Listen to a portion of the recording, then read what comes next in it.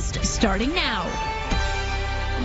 Halloween is next Wednesday, and then it's over, and the ghouls and goblins go away. Well, unless you live in a haunted house. Question, though, what if you decide to sell that house? Does the market get a lot scarier? Jimmy Rhodes looks at how to sell a haunted house on the top of the list. Some haunted houses are around long after October is over. So I invited over Don Alvarez, partner at Radix Law with an expertise in real estate law, to teach me how to sell a home that may be occupied.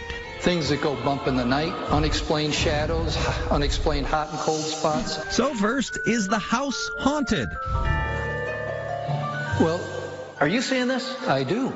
Now the question is, has the door been hung properly? Is it level? So it could be a draft, or it could be a poltergeist, and we need to know. Third option, it could be a producer hiding in the closet. Buyers should check the seller's property disclosure statement for any potential pitfalls you may be mistaking for an otherworldly occupant. Next up, are ghosts good for business? A lot of realtors have stated that it's a good thing because it gives them notoriety, gives the property notoriety, which expands your market.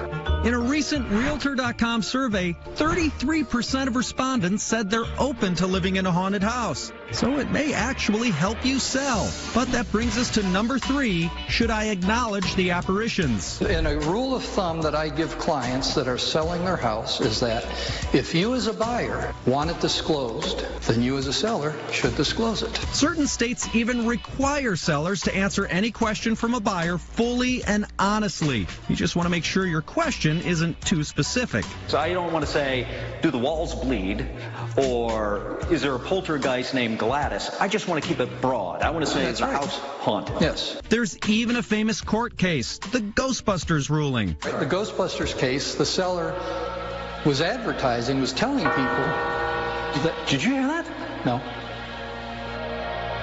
Okay, what are you saying? Go ahead. Nothing. Okay, all right.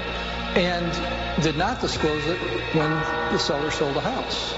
Creepy little girl, tell me you see that. I do not. But the seller didn't disclose that it was haunted, so when the buyer found out, he sued. And the courts basically decided that the buyer should have been told that the house was haunted. And that's 3 tips to sell your demonized dwelling. But if your haunting includes ghosts that are driving you batty, try cleansing your home. Learn how to get rid of ghosts at thelisttv.com. All right, but Don, what if I'm just crazy?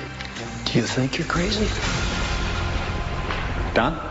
Selling your haunted house is on the top of the list.